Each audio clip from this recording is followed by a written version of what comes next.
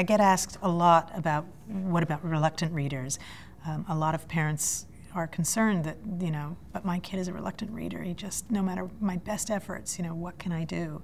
And I think there are many ways to help reluctant readers, to bring them along to reading and to rediscovering the joy of reading. It only takes one book to hook them in. It only takes one really successful, thrilling, joyful, wonderful, losing oneself in the magic reading experience to captivate that child's imagination. And then, if we're smart, to take that moment and that opportunity and parlay it into other wonderful reading experiences. So it's not about a relentless journey. It's about finding that one thing that will help that reluctant reader spark their imagination and be the portal into opening their curiosity to other reading experiences. There are some very practical ways that we can encourage reluctant readers. Anything from reasoning with them, quite simply saying, look, I understand this is something that you feel that you're not particularly interested in at this time. This is hugely important to us. This is a value we hold as a family. Let's just, for 1 week, let me read you this story. And if at the end of the week you're miserable and you don't want to read it anymore, that's fine. I've done my part. Chances are, if you pick the story right by the end of 1 week, the child will be begging for more. That's one way. Another way is to suggest to use, a little bit of incentive. You can stay awake a little bit longer. You can,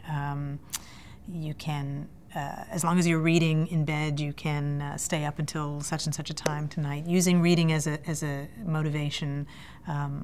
Giving books as gifts is a great way to associate reading with receiving a gift and love and pleasure for any age reader. Bringing a reluctant reader oftentimes resists the read aloud experience because they think they're too old for it or they've outgrown it or what have you.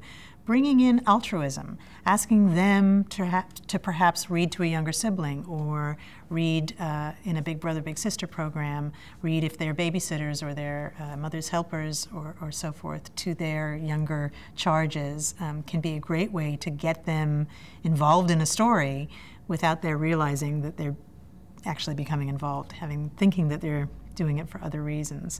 I think we have to be very careful not to use reading as a weapon or as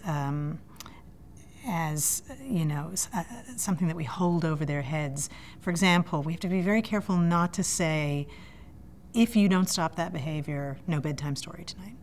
If you don't do such and such, no reading tonight. That then is creating a negative association with reading. That's then building the connection between reading and pressure or reading and punishment or reading and something negative. And though it might seem like a logical consequence, there are plenty of other logical consequences I think we can choose that aren't potentially eroding that connection between reading and joy for a young person, which it's so important to keep feeding and nurturing and to keep alive.